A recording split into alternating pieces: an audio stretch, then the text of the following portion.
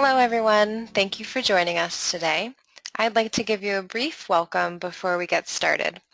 I'm Maia Duerr, the Events and Outreach Manager here at the Center for Contemplative Mind in Society with the Association for Contemplative Mind in Higher Education. The ACMHE is a multidisciplinary academic association with a membership of over 700 educators, staff, students, and researchers committed to the transformation of higher education through contemplative methods. The ACMHE is an initiative of the Center for Contemplative Mind in Society. I'd like to welcome you to our March 2019 Contemplative Education webinar, The Tree of Contemplative Practices, with creator of the tree, Maia Duerr.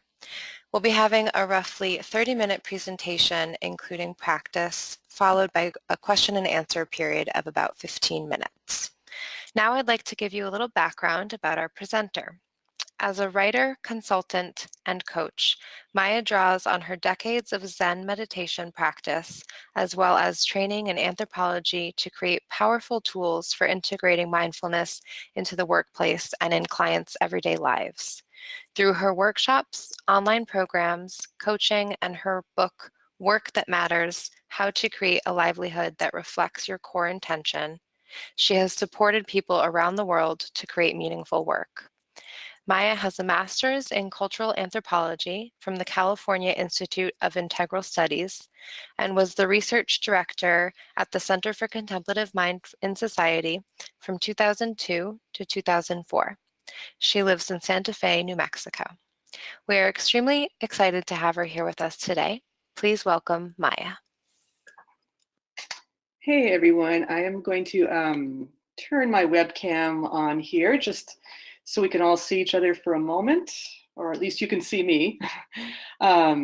It's really great to be here. I'm just so excited to be sharing about the tree. It's taken on a life of its own since we created it about 16 years ago. So I'm really looking forward to this time together on the webinar today to just share with you a little bit more about the origin story of the tree and to explore, both how I've used it, and I would love to hear when we get into the questions and answers, just as well how you've used it in your work. So it's a really incredibly versatile tool, and I just thought it would be fun to go back a little bit in time to give you a little bit more background on it, and again, explore how we can use it together. So, and also, I should say, I feel like the label that gets attached is like creator of the tree. And actually, I feel like it was more about channeling the tree. So I'll tell you more about that when we get to that part of the webinar with the background story. But what I wanted to do first was actually just offer a little bit of an arrival practice for all of us, because I know we've all come from different spaces and places today, and it's Friday afternoon and we're just landing here. So a little bit of a practice, which actually on the tree might land up on the stillness branch so that we can just arrive together. So I'm going to go ahead and turn the camera off for now. Then I wanted to offer just a little bit of my homeland here. As Maia, the Contemplative Mind Maia said, I live in New Mexico, and this photo is from a little bit north of me, a beautiful place called Ghost Ranch. And there's this labyrinth there. Labyrinth is actually another practice that lands up on the Tree of Practices. So I just want to invite all of us who are here together on the call and those who might be watching it later on, just to take a moment to really, if you're sitting or if you're laying down, whatever your body is doing, just take a moment to actually reconnect with our bodies. So this is a moment of pausing and just noticing the sensations that we might be feeling. If there's any sensation of tension or stress, just noticing that in a really open and non-judgmental way. There's nothing that we need to change right now about our bodies and how they feel.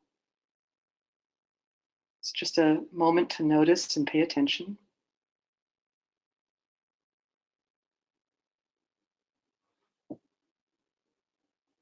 And also noticing, there may be a sensation of actually feeling strong and present and healthy in our bodies. So it's not only the tension that we're noticing, but also, the ways in which our bodies are really functioning beautifully. And sometimes we take that for granted. So noticing all that about how we are feeling inside our bodies right now.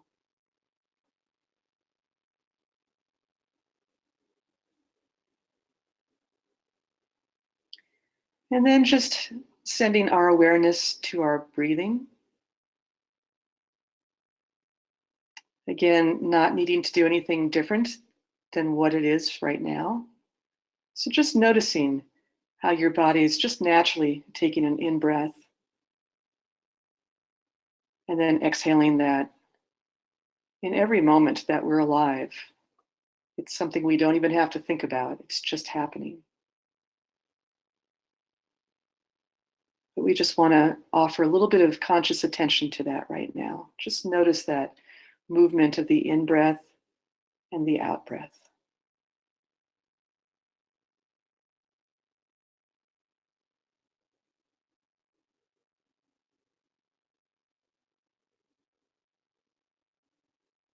And then finally, just invite you to take one breath in that's a little bit deeper than perhaps you have been breathing.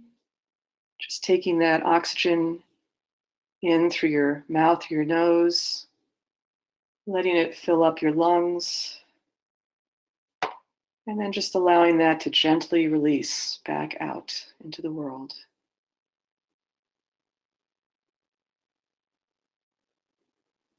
And just noticing any kind of feelings that might come up around that, whether that's gratitude for this breath that sustains us, gratitude for the body that serves us every day, or any other kinds of feelings that are coming up for you.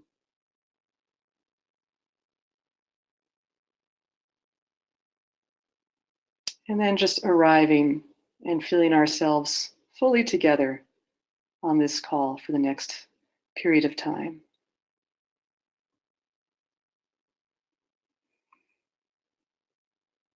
Wonderful. Thank you, everybody. So, so just a little bit of an overview of what we'll cover today in the presentation. I wanted to start by just talking about a word that we use a lot, right? So we often talk about practice, but just what exactly does that mean, or what can it mean? And what potential does it have to change somebody's life? And then we're going to actually look at the tree itself, and I'll tell you, like I shared with you, a little bit of the origin story behind it. We'll talk about the branches of the tree and what they signify. And then we'll go into a piece about just, applying this tree in your own work or to your own life, ways that we can use it to actually enhance our practice, to expand our possibilities for what practice is in our life. So that's the outline of what we're working with in the next short amount of time here. So let's talk about practice. And what I'm going to offer you is just actually a personal definition. It is not in any way scientific or academic. And it's interesting, I was like, in just a little bit of a review I did before the call, I was just realizing, there's actually a lot of conversation and dialogue into what mindfulness means, what's a definition of mindfulness. And there's, John Kabat-Zinn's kind of standard definition, and then there's other people's operational definitions they use in their research. So that's been kind of parsed a lot. But I actually realized that the word practice is something that we don't really look at that much in depth. So what I want to offer you, again, very personal definition, and it's very simple, actually. So the way I would define practice is an activity that you do on a regular basis. And ideally, that's each day, though not necessarily. And it's something that helps you to cultivate these things. So a sense of self-awareness, joy, equanimity, resilience, and compassion for yourself and others. And again, this is a very personal, experiential-based definition. I know in my life, this is what I have discovered that practice does for me. And intention is a big piece of this, which we're going to talk about in a couple of minutes here. And, often when I'm, doing workshops or retreats, and I'm with people who are at the beginning stage of practice, and, they know that they want to do something as a practice, but they're kind of searching for what that might be. And even, not exactly sure what that means, right? So we talk about this definition. And I often share this, it's kind of like a metaphor story with them. I remember a number of years ago, I used to live in the San Francisco Bay Area, and I lived in the East Bay, for those of you who are familiar with it. So I lived out in Walnut Creek, and I worked every day in the city. So I worked on the campus of UCSF, which is right inside San Francisco. So I had a commute every day. That was, a good probably 45 minutes to an hour. I mean, that was way back in the days before there was as much traffic as there is now. Now it's probably not even doable. But back in those days, I would hop in my car in the morning from Walnut Creek and head out through the hills, the East Bay, over the bridge, and finally get to UCSF.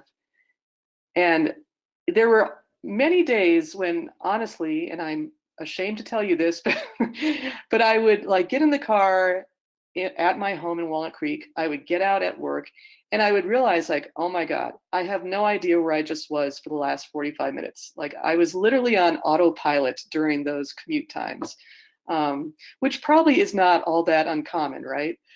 But, I realized, where was my mind during those 45 minutes? And the story I often, I tell this because it's a way of illustrating, I think that's often so much what we do with our lives. We live our lives on autopilot, and having a practice is a way of kind of going off of autopilot and actually having a sense of awareness, right? So rather than being in one place in our life and ending up in another and having no idea how we got there, it gives us a sense of shining a light on what we're doing. So again, it's a very personal sense of what practice is and how it can change our lives, right? So let's talk about the tree and this tool that's evolved over these past 15 years to serve so many people. So the tree itself, as Maia was saying in my bio, from 2002 to 2004, I had the privilege to work at the Center for Contemplative Mind and Society, and I was the research director back in those days. And you have to remember, now it's hard to believe because we hear mindfulness is the headlines of so many articles. But back in those days, it was really much more off the map, right? It was not so much of a mainstream concept as it is now. And so the charge that we had with our project, which was called the Contemplative Net, was to actually document the way these practices were being used in secular settings. And so the project was a research project, a qualitative research project, where we interviewed 84 people who were working in sectors such as healthcare, education, business, government, social justice.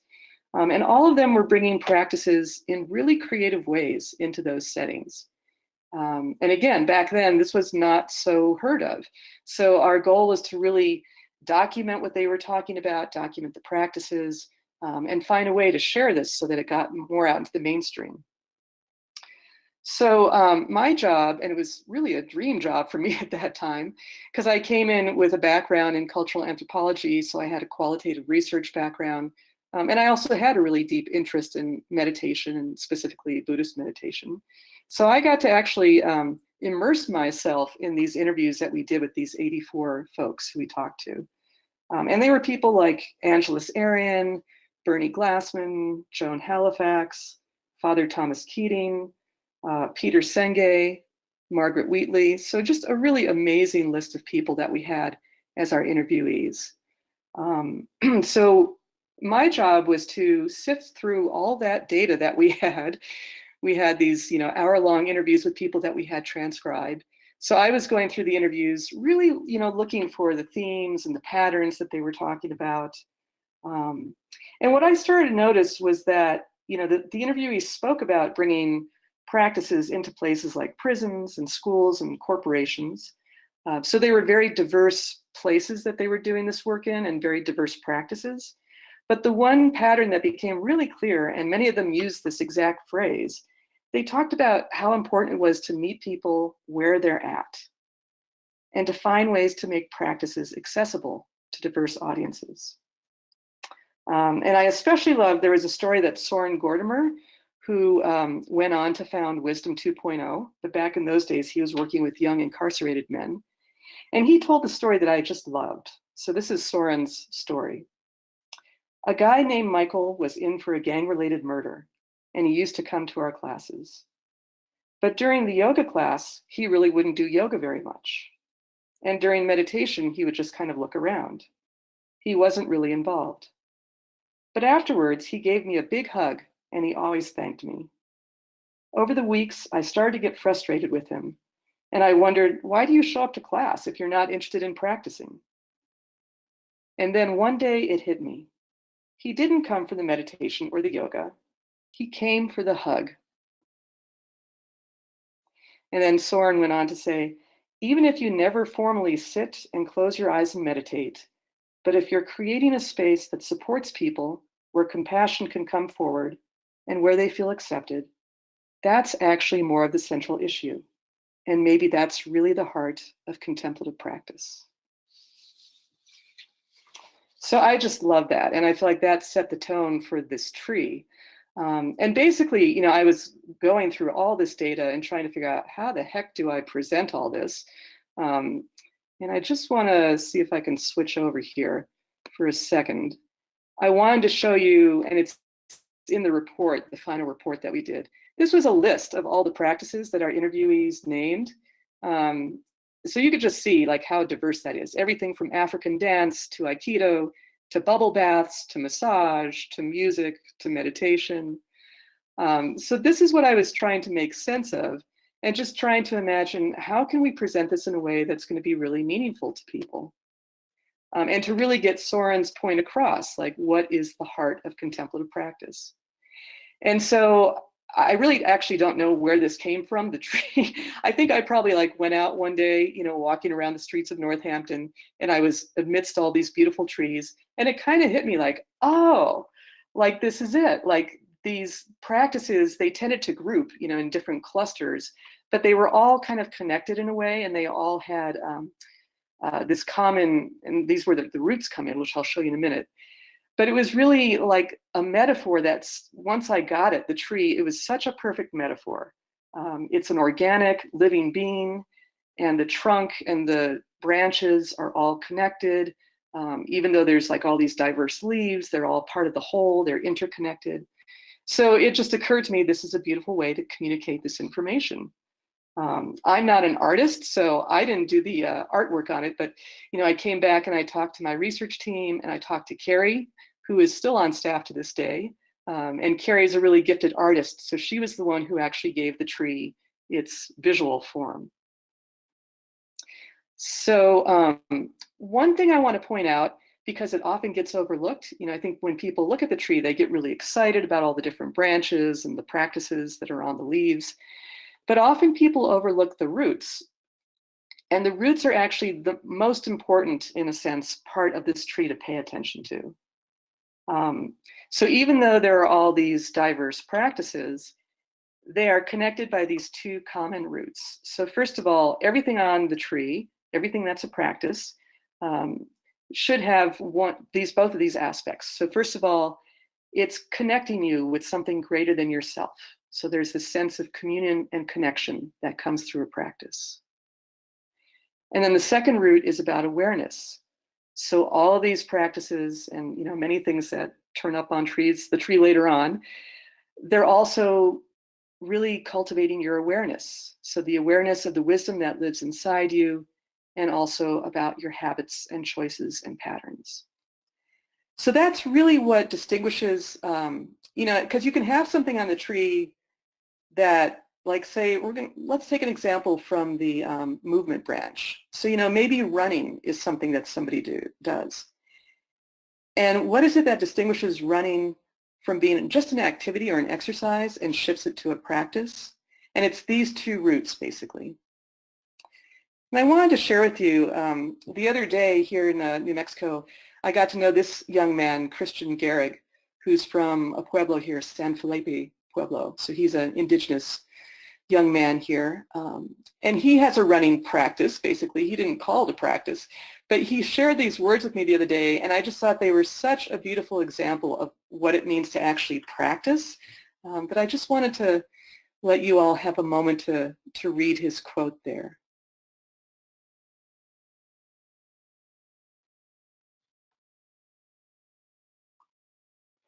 So basically what Krishna is talking about so beautifully is exactly what's on the tree.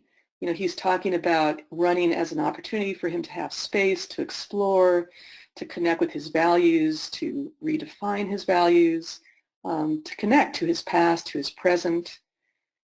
So it's such a beautiful example to me of what makes running as an exercise different than running as a practice. He just beautifully described that.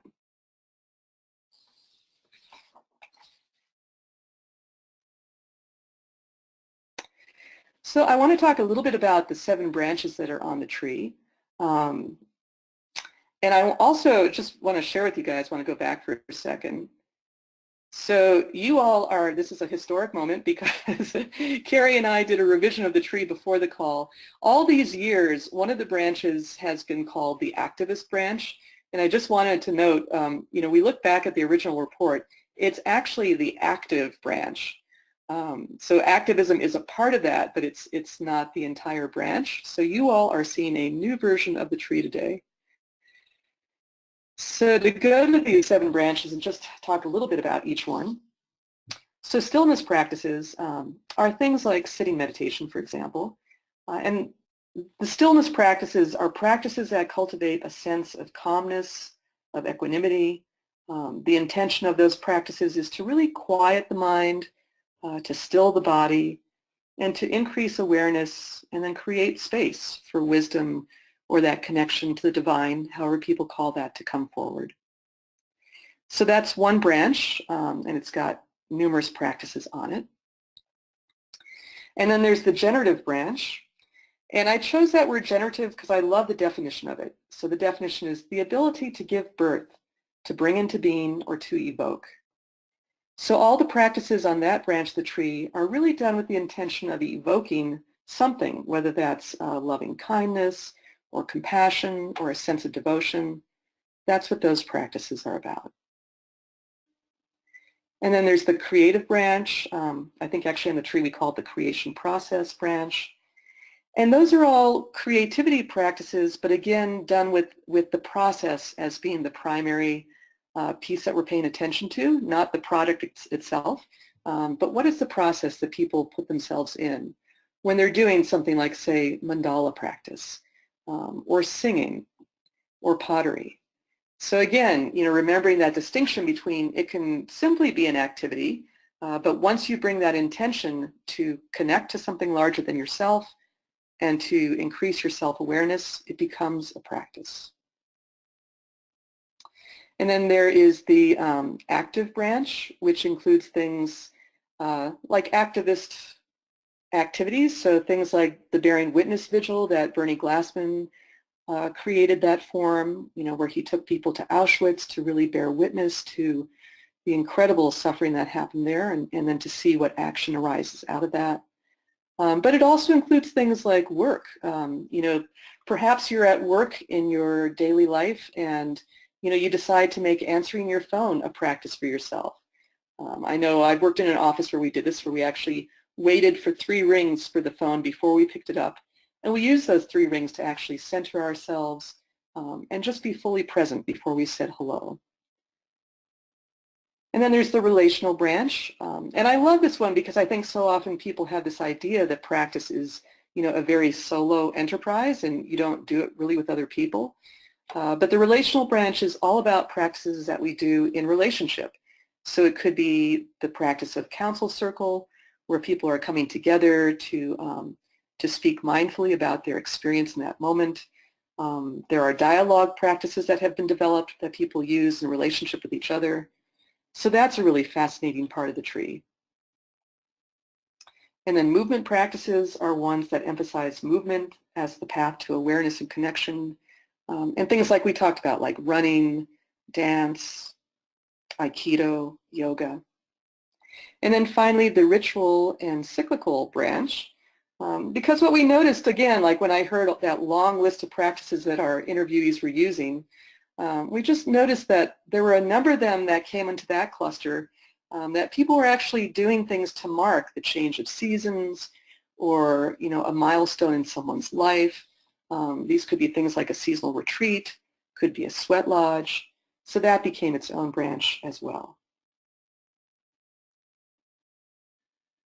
So let's just talk a little bit about how the tree can be used to help you or other people find what their practice is. And I know, I often use the tree as a teaching tool when I'm doing workshops or retreats. I do an online program called Waking Up to Your Life, and the tree is kind of the heart of that program. So I often use it with these questions for people. So I'll ask, was there a branch on the tree as we went through all those branches that really felt compelling to you as we learned about it? And if that's the case, really give yourself a chance to explore that. Because I think what I've noticed is that, the beauty of those branches is that they really fit with people's different kinds of temperaments. Some people might really need to have more of a movement practice than a stillness practice. And that's also true for different points in our life, right? It may be true that right now creativity is what's most needed to channel your particular kind of energy. But that like in a couple of months, you may actually find like, wow, a generative practice, something like metta, a loving kindness practice, is really nourishing to me. So really just having people explore the branches and seeing for them what feels most resonant with their lives right now. And then I invite people to think about things that they may already be doing. Somebody might be a really avid gardener, and the invitation is to consider how you can bring an intention into that activity of gardening in this case, and actually transform it into your practice. As you go out there to your soil every day, you might want to ask yourself a question like, okay, how is this process reflecting something in my own life? Maybe I'm getting really frustrated with all the weeds in my garden. And how is that mirroring back to me something about my life, and what do I learn about that? And then the third point that I often make, and I have to tell you, this is probably much more of a bias that I hold because I come from a Zen meditation background, so that's primary for me. But I often tell folks, like, even though there are all these branches, I actually really do believe at some point when you feel ready for it, having a stillness practice is rather fundamental, because I feel like that capacity to actually know how to quiet our minds and our bodies, that kind of prepares the ground for everything else. So I know sometimes folks have a lot of resistance to that, and I don't try to push through that, but I just offer that to them as something to explore when you're ready for it.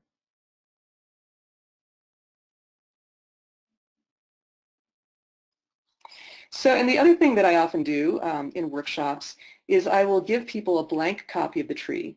And at the end of this presentation, which is coming actually in a couple minutes here, I have a resource page that I want to share with you all so you can actually download this blank copy. And you can also find it on the Contemplative Mind website as well. But what I love about the tree is, and I've always tried to frame it like this to people, it's a work in process.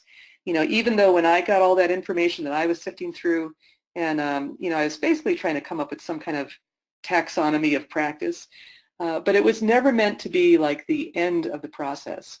So the tree, again, the tree is a living organism, and the invitation is for people to create their own tree. So it may be that some of the branches that are on the tree that we came up with will speak to them very strongly, but they may actually come up with something we totally didn't expect. And that certainly happens with the practices themselves. I mean, people keep adding more and more leaves onto that tree, so it's always really fun to see what people add into it.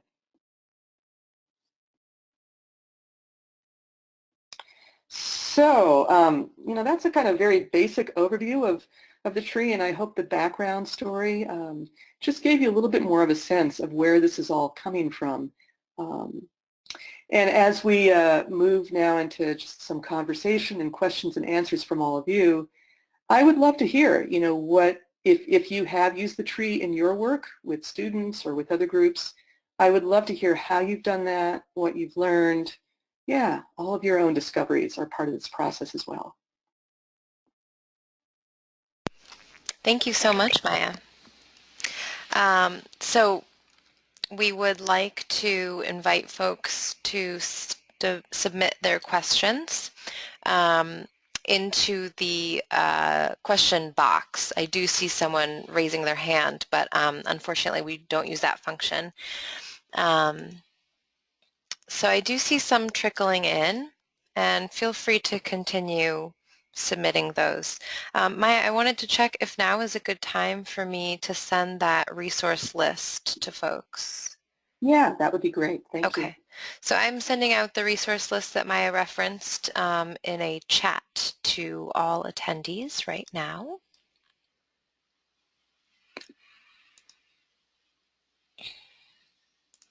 And I'll start reading some questions. One of the first questions that came in actually right when you were referencing the study that you did was, where can folks find a written copy of this study that was used to create the tree? Yeah, I actually, so if you go to the resource page that you're looking at and that Maia is sending to you all, I did include a link, and it's the report is called A Powerful Silence. So on my page, the resource page, you can actually find it from there. And it's also found inside the Contemplative Mind website too. Great, thank you. Another interesting question that came up is, how do you think about the development of practices? Starting a practice might not be easy, but sticking with it can be beneficial.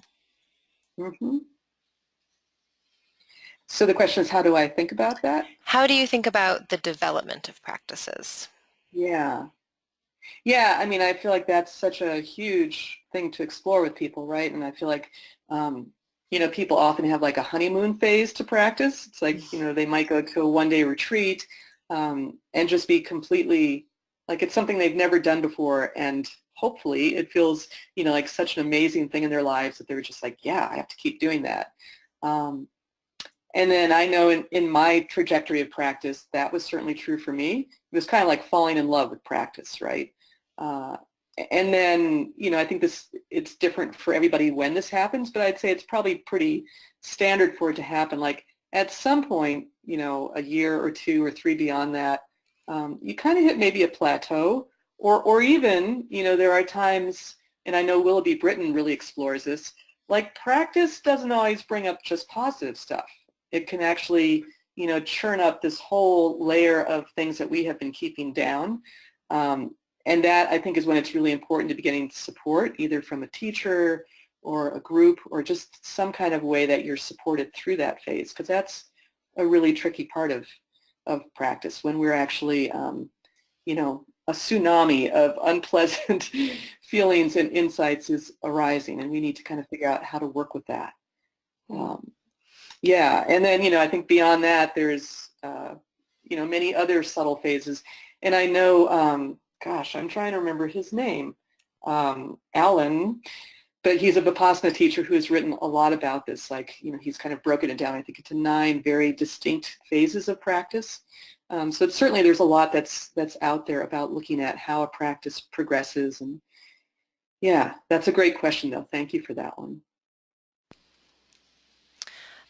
So this is a very timely question, I suppose. Have you thought much about the role that technology plays in these branches?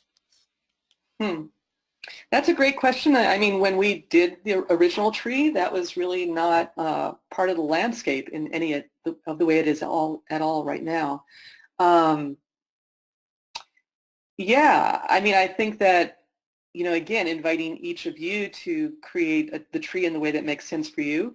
I think for some people it may be like, you know, using your smartphone in a way that is more conscious and aware, and you might have specific practices to do that, like maybe you have an app on your phone, or maybe it's not using your phone for a day or a period of time.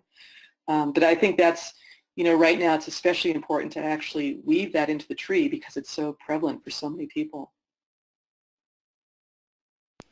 Yeah, absolutely. Thank you. I have to tell you guys a personal story. Here's my technology. I have resisted all these years getting a smartphone for that very reason. I feel like, this is really all I need.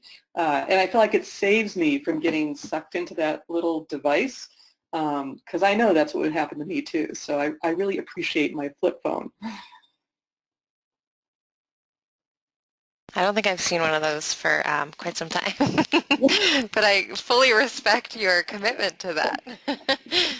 I probably have to switch soon, but I'm hanging on to it as long as I can. Yeah, good for you. So there are a lot of questions, so I apologize for the lag in asking the next one. I do think this comes up a lot in our work, and so I think folks would benefit from hearing about, have you thought about mindfulness in replacing awareness, or adding a slash with mindfulness? And sort of relatedly, what was the thinking around using contemplative as opposed to mindful? That was sort of Right. an additional question, but I think it relates to this one. Yeah. Yeah. And also, I don't know if we can do this, but because I think Carrie's on the call, and I think Carrie holds some really important perspective and wisdom on this as well. So if we can maybe loop her in, if she's willing to share anything. All right. So, way back when we were doing this, and you have to remember the name of the organization is the Center for Contemplative Mind and Society. And I'm sure there were some very intentional reasons why Mirabai Bush and the other board and founders named it that. So, I think when and the name of the report, the project was called the Contemplative Net. When we were doing the tree, it felt right to use the word contemplative rather than mindful. And I feel like it casts a broader net too. And again, you got to think back to 16 years ago. So mindfulness was not on the radar in the way it is now. And I actually feel like it's an overused word right now, right? But I love that we actually use the word contemplative, because we were kind of looping in all these different traditions. The people that we interviewed were coming not only from Buddhist traditions, but from Christian traditions, Jewish traditions, Hindu. I think we had somebody who was Muslim in our interviewee pool. So, across all those, we felt that contemplative was a better way to kind of frame that back in those days. And even now, I would say that, again, mindfulness gets used a lot to describe almost everything. To me, I feel like it's more of a byproduct. It's a process, and it's a byproduct of these different kinds of practices. So, mindfulness arises when we are using practices like what's on the tree. So to me, that is why I feel like I actually gravitate more towards the word contemplative than mindfulness in the framework of having the tree and talking about practice with people. So I don't know if Carrie is able to pipe in here, but it would be great to hear anything that you've got to offer on that. Hi, this is Carrie. I believe am I piping in? Okay. Yeah. It's kind of funny, I can't hear myself. I guess just to reinforce what you said, Maya, especially around the timing of the kind of arising of the popularity of the word mindfulness. I remember working at CMind in the early 2000s. It wasn't a word that I really remember being used really commonly until maybe around 2005, 2006 or so was when we really started to see an upsurge in kind of like the daily use of it. And that was right, I believe, after the time that this particular research project had been done. So apologize for the phone ringing in the background.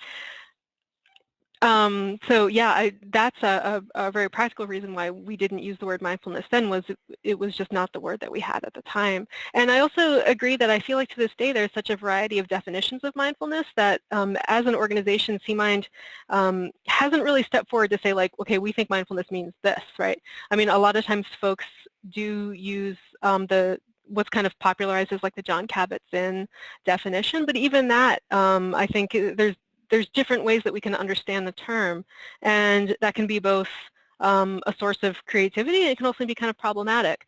So we continue to use contemplative as I understand it too. When the organization was originally named in the mid-90s by the original working group, it was also kind of a position with the idea of like a rational mind and a contemplative mind, and like what might that mean? Not that we have to stay in that sense of opposition, but just as a sense of painting a landscape of the way our minds work, and what does it mean to have a contemplative mind. So that is another reason why that word has persisted in the name of the organization. So I don't know if that's helpful, but that's what I offer. Yeah, thank you, Kira. I think that's actually really helpful, just to, again, going back to the beginnings of not only the tree, but the organization itself, and just hearing some of that perspective. Yeah, thank you both for that. So there is another question about talking a little bit more about the active branch and providing some more examples that would fall under that branch. Mm-hmm. Yeah. So actually, let's go back to it. Yeah, so on the tree itself here, we had things like, and again, these are coming directly from the interviewees that we spoke to, these examples. And again, later on, as the tree was used by other people will add different things to it. But examples that we got were pilgrimages to areas where social justice issues are highlighted. I remember one of our interviewees, and I'm not remembering the name of the person, but they worked with this organization that actually organized kind of like field trips for members of Congress. And they took, like one example was they took members of Congress who wanted to do this down to civil rights sites in the South. And, basically kind of framed it as an educational, but there was also, it was kind of a stealth practice, right? Because I'm not sure these congressional members would have signed up if they had known this. But, they were actually bringing people to sites that, like Martin Luther King's home, and not only offering the educational piece, but inviting people to just kind of like hold a moment of silence as they were at these places and really take an opportunity to reflect. So that was where the practice part came in. I mentioned the bearing witness vigils that Bernie Glassman pioneered. He started doing those at Auschwitz, and now they're going on in other places as well. I think this spring or summer, there are folks who are going to North Dakota to Native American sites and doing that in collaboration with the tribes there. Again, like a bearing witness to bring people together to really deeply explore, the issues that impact those people in that place. Vigils and marches were on that list as well. When we put the tree together, if you remember back to 2003, 2004, this was actually right at the beginning of the war on Iraq, right? And I remember being in Northampton, going to a number of vigils to try to stop that war, to call attention to the harm that was being caused. And so people talked about how they did that in a way which, again, brought practice into that process. So how to invite reflection and quieting and slowing down into that process. And then there are the things that are not necessarily related to activism, but like I was starting to talk about, the work examples, so going to your work and even your job itself, like how can you turn that into a practice if that feels right for you, if it's the right setting for it. Or just like, work tasks like I was talking about, like when you answer your phone, how does that become a practice? And it could also be things like, in your house, maybe washing your dishes. I think Thich Nhat Hanh is a master of really talking about how these everyday activities can become an opportunity for practice. Thank you. This is a very interesting question. Do you know of anyone who's doing research related to contemplative practices in a non-North America or European context, such as Africa or South America? I don't. I feel like I'm a little removed these days from the research part of all this. So I haven't heard anything. That would be great to know about. I don't know if Carrie is aware of anything that's out there.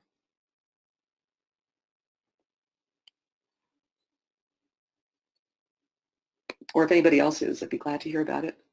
If attendees know of anything, feel free to submit that into the dialogue here. There is someone who said that they are planning on doing some of that research for their dissertation. So that's awesome. Yeah. Keep us posted on that. Yeah, and also someone in Mexico who is, or they are Mexican and developing research about mindfulness in Mexico. So it looks like people are doing the work, and hopefully they let us know what they find so that we can share that.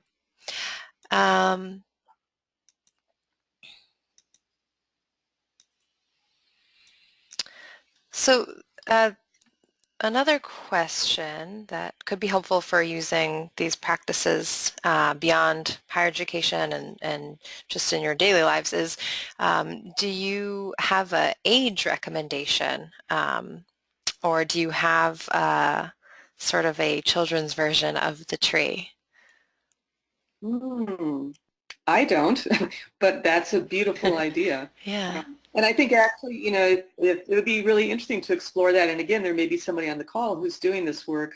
But yeah, to like actually hear what from a young person's point of view, how they define what practice would be, right? And then to have them work with a blank version of the tree and just see what comes through that.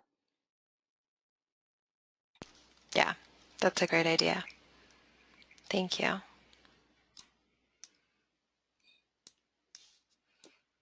Okay. There was one question, I'm sorry, I apologize. Maybe this will be the last question. There are still a lot, so I will be relaying these to you, Maia, so you can see what's being shared. But I believe there was a question about your background in cultural anthropology and seeing this work in conversation with the anthropological or sociological literature on practice, and how those two, how your background relates to this work. Mm-hmm. Again, so I'm like taking myself way back in time here when we created the tree. This is not, you know, I'm not doing research these days, so that's not where my mind is at. You know, I think back when I was doing this project, it felt to me like the emphasis was more on pulling together, you know, and I feel like my background, like I was hearing what people were saying and trying to put this information together in a way like I did, like I stepped into it like I was from a different culture, like, okay, like if I was listening to all this and I had no idea what people were talking about, like how would I kind of convey this to a group of folks who had no background in this?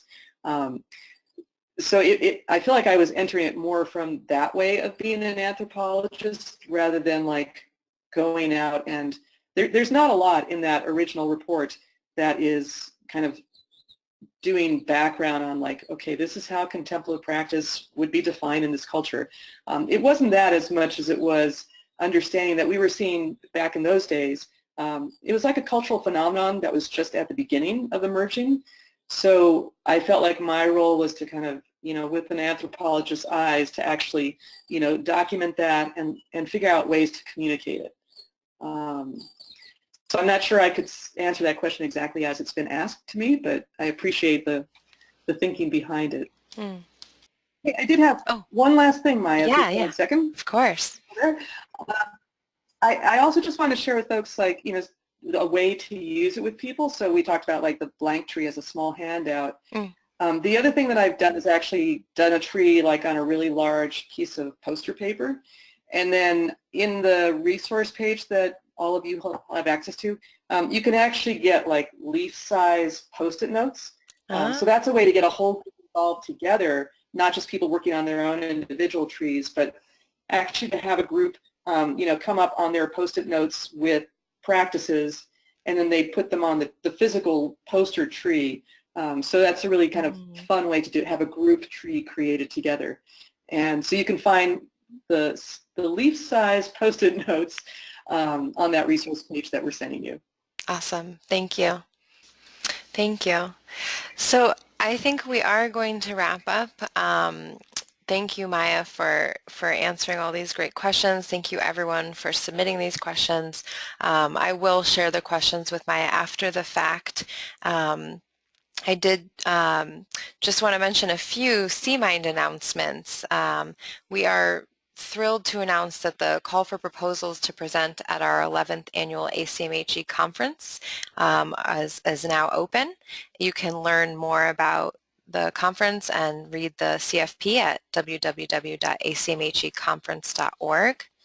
I'd also like to remind everyone that applications for the 2019 summer session are open and being accepted on a rolling basis. You can learn more and apply at contemplativemind.org/programs/summer.